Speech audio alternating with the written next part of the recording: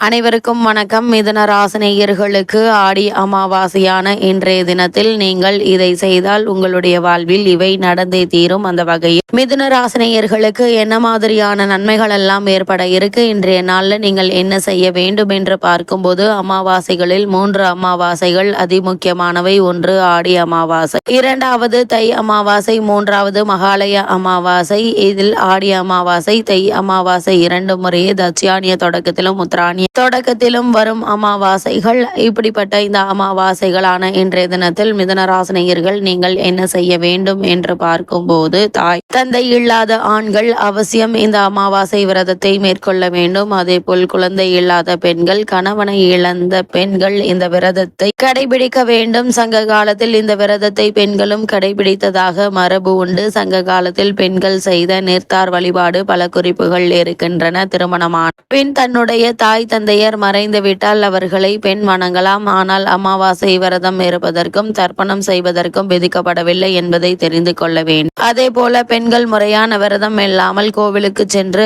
தானம் செய்யலாம். வீட்டில் பெரியவர்களை அழைத்து அன்னமிட்டு மரியாதை செய்யலாம். இந்த ஆண்டு அமாவாசை ஞாயிற்றுக்கிழமை சூரியனுக்குரிய ஞாயிறு நாளில் காலை பூச நட்சத்திரம் முடிந்து ஆயில்ய நட்சத்திரம் நடக்கும் போது வருகிறது. ஆயில்ய நட்சத்திரம் பெருமாளுக்குரிய நட்சத்திரம். பெருமாளுக்கு சிரார்த்தத்தை காப்பவர். அது மட்டும் இல்லாமல் ஒரு சிரார்த்தத்தை முடிக்க வேண்டும் என்று சொன்னால் அது மகாவிஷ்ணுவின் அருளால் தான் முடிக்க வேண்டும். அன்றைய காலையில் நீராடி பிதுர் தர்ப்பணம் செய்ய வேண்டும். முன்னோர்கள் பெயரையும் கோத்திரத்தையும் சொல்லி தாய் வர்க்கத்தை சேர்ந்தவர்கள், தந்தை வர்க்கத்தை சேர்ந்தவர்கள் என 3 தலைமுறையினர்கள், ஞாதிகள் முதலியோருக்கு தர்ப்பணம் கொடுக்க வேண்டும். அதில் ஒரு மந்திரம் வரும். தர்ப்பணம் செய்ய சந்ததி இல்லாமல் இருக்கிறார்களோ அவர்களுக்கும் சேர்த்து எள்ளும் நீரும் இறைக்க வேண்டும். பிதுர் தர்ப்பணம் செய்த நாளன்று அன்னதானம் செய்வது நல்லது. அது மட்டும் இல்லாமல் மிதுன ராசினியர்கள் முன்னோர்களுக்கு திதி தர்ப்பணம் கொடுத்து எள்ளும் நீரும் இறைப்பதன் மூலமாக 7 தலைமுறை சாபம் நீங்கி முன்னேற்றம் ஏற்படும் என கூறப்படுது.